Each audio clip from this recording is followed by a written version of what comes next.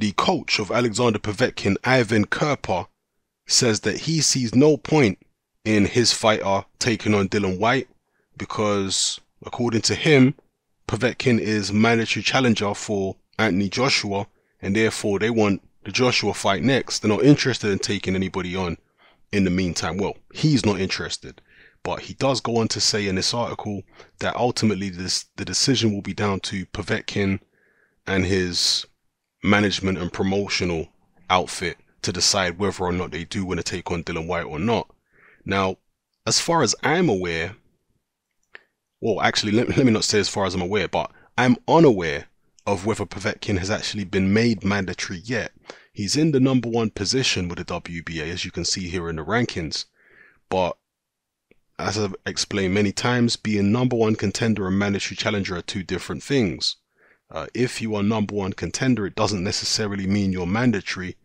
To create a mandatory, you normally get the #1 contender to face the next highest ranked available contender, and the winner of that becomes the mandatory. The mandatory means you get a guaranteed shot at the title. Now, on the WBA website, they don't actually list mandatories.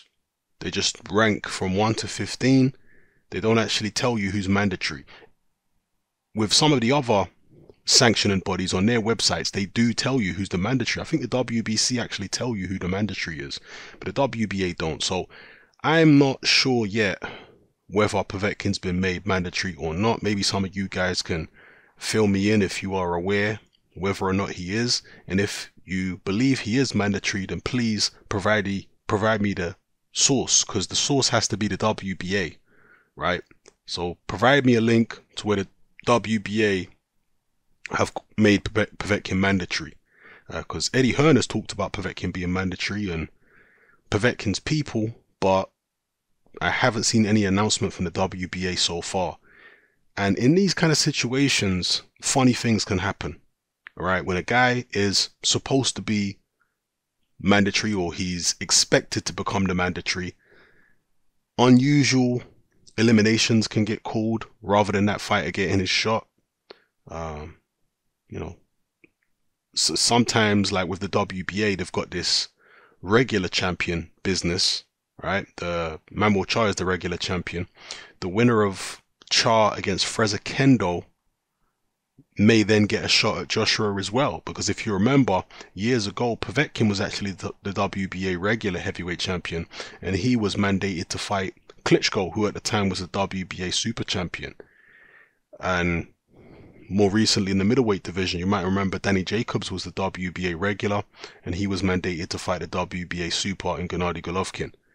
So yeah, I don't know whether Povetkin's going to get his shot at Joshua next. He might have to wait a long time, and if he does have to wait a long time, then he may choose to take some fights in the interim, particularly if he's going to get a decent amount of money. Now, I can understand why he wouldn't want to take on a Dillian Whyte if he does become mandatory. In fact, it might actually be foolish to take on a Dillian Whyte if he becomes mandatory, because why take the risk? Povetkin has been waiting how many years now for another world title shot? The last time he fought for a world title was when I guess it was not really a unification, it was a consolidation of the WBA regular and the WBA super with Klitschko, and obviously he was challenging for Klitschko's other belts, I believe, at the time. So the last time he fought for the title was against Klitschko. That was several years ago.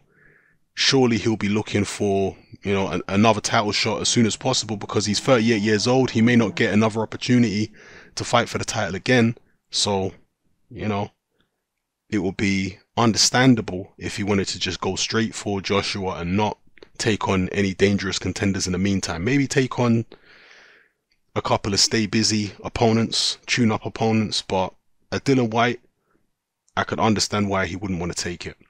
So we'll see what happens here, people.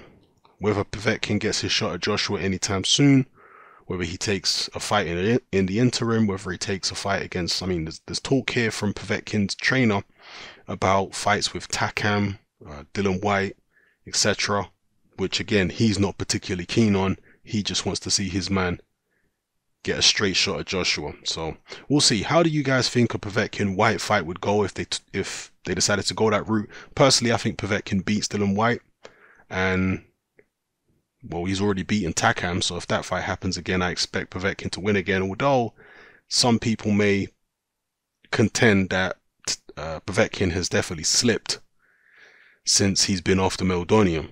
A lot of people will contend that. So yeah, let me know how you feel in the comment section below, people. It's happening. I'm out.